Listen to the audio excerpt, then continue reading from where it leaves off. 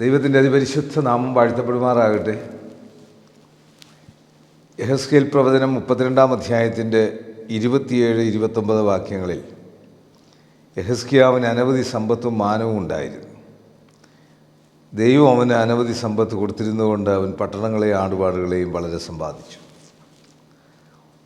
ദൈവം തരുന്നതാണ് ഒരാളിൻ്റെ അനുഗ്രഹമെന്ന് പറയുന്നത്. പലപ്പോഴും നമ്മൾ അനുഗ്രഹത്തിന് വേണ്ടിയാണ് ദൈവത്തിൻ്റെ അടുക്കൽ ചെല്ലാറുള്ളത്.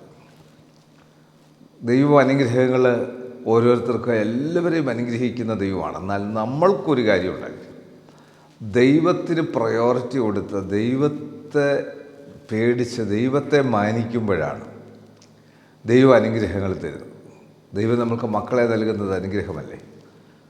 നല്ലൊരു ഭാര്യയെ ലഭിക്കുന്നത്, നല്ലൊരു ഭർത്താവിനെ ലഭിക്കുന്നത്, നല്ല മരുമക്കളെ ലഭിക്കുന്നത്, നല്ല കൊച്ചുമക്കളെ ലഭിക്കുന്നത്,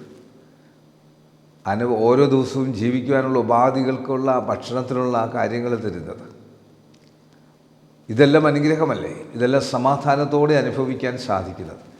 ജീവിതത്തിൽ ആരെയും പറ്റിക്കാതെ നമ്മൾക്ക് ദൈവത്തിന് പ്രയോറിറ്റി കൊടുക്കുന്ന ഒരാൾക്ക് വേറൊന്നിനും പ്രയോറിറ്റി കൊടുക്കുകയില്ല.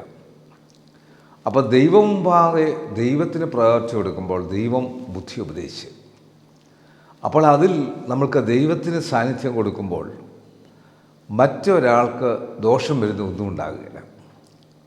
ദൈവത്തിന് പ്രാധാന്യം കൊടുത്ത് പ്രയോറിറ്റി ദൈവത്തിന് കൊടുക്കുമ്പോൾ ഹിസ്കിയാവിനെ പോലെ എല്ലാത്തിലും കൃതാർത്ഥനായ മനുഷ്യൻ ദൈവസന്നിധിയിൽ നമ്മുടെ വർധനവ്, നമ്മൾ വളരുന്നത്, നമ്മളായിരിക്കുന്ന മേഖലയിൽ എത്തുന്നത് ദൈവത്തിൻ്റെ ദാനമാണ്. പ്രയോറിറ്റി ദൈവത്തിന് കൊടുക്കണം. കണ്ണുകടയ്ക്കാൻ പ്രാർത്ഥിക്കാം. കർത്താവേ, പരിശുദ്ധ പിതാവേ, ഈ വചനം കാണുന്ന കേൾക്കുന്ന എല്ലാ പ്രിയപ്പെട്ടവരുടെ മേലും ദൈവത്തിൻ്റെ ശക്തി ഇറങ്ങി അനുഗ്രഹിച്ച് ആശീർവദിക്കണം. ഈ മാസത്തിൻ്റെ ഈ പ്രത്യേകമായ ദിനങ്ങളിലൊക്കെ ദൈവകൃപ വ്യാപരിച്ച് ധാരാളമായി ഈ വചനം കാണുന്ന കേൾക്കുന്ന എല്ലാവർക്കും ദൈവഭയവും ദൈവത്തിലുള്ള ഡിസിപ്ലിനും കൊടുത്ത് ശക്തി പ്രാപിക്കുവാൻ സഹായിച്ചാട്ട്. ഞങ്ങളുടെ മുഖ്യമന്ത്രി, ഗവർണർ, പ്രധാനമന്ത്രി, ലോകരാജ്യങ്ങളുടെ പ്രസിഡന്റുമാർ, പ്രധാനമന്ത്രിമാർ, വിവിധ സംസ്ഥാനങ്ങളിലെ മുഖ്യമന്ത്രിമാർ, MP-മാർ, MLA-മാർ, ബഹുമാനമുള്ള കോടതികൾ, വക്കീലുമാർ, ലോകമെമ്പാടും സുവിശേഷം പ്രഘോഷിക്കുന്നവർ, സുവിശേഷത്തിന് വേണ്ടി നിലകൊള്ളുന്നവർ, വിവിധ ചാനലുകളിൽ ജോലി ചെയ്യുന്നവർ, ഫോട്ടോഗ്രാഫേഴ്സ്,